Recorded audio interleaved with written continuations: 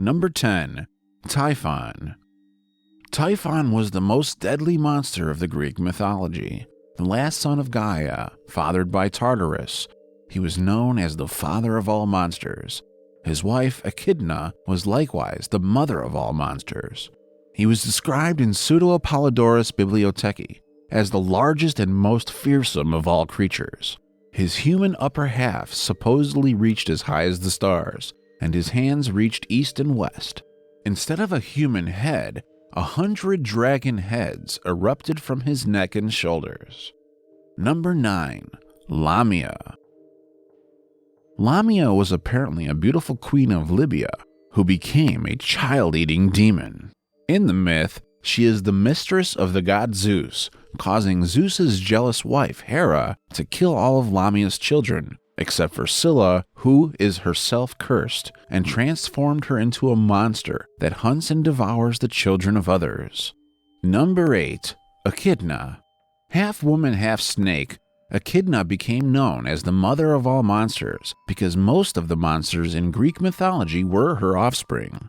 Hesiod's Theogony described her as the fierce goddess Echidna who is half a nymph with glancing eyes and fair cheeks, and half again a huge snake, great and awful, with speckled skin, eating raw flesh beneath the secret parts of the holy earth.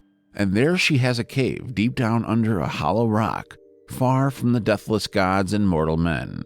There, then, did the gods appoint her a glorious house to dwell in, and she keeps guard in Arima, beneath the earth, grim Echidna, a nymph who dies nor grows old all her days.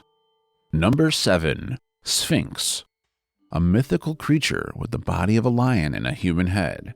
In Greek tradition, it has the haunches of a lion, the wings of a great bird, and the face of a woman. She is mythicized as treacherous and merciless. Those who cannot answer her riddle suffer a fate typical in such mythological stories, as they are killed and eaten by this ravenous monster. Number 6. Griffin. Regarded as king of the creatures, the griffin with the body, tail, and back legs of a lion, the head and wings of an eagle, and an eagle's talons as its front feet. As the lion was traditionally considered the king of the beasts, and the eagle was the king of all the birds, the griffin was thought to be an especially powerful and majestic creature. In antiquity, it was a symbol of divine power and a guardian of the divine. Number 5. Chimera. The Chimera was a monstrous, fire-breathing female creature in Lycia, in Asia Minor, who was composed of the parts of 3 animals, a lion, a snake, and a goat. Usually depicted as a lion, with the head of a goat arising from its back, and a tail that ended in a snake's head, the Chimera was one of the offspring of Typhon and Echidna, and a sibling of such monsters as Cerberus and the Lernaean Hydra. Number 4. Gorgon. A dreadful female creature in Greek mythology.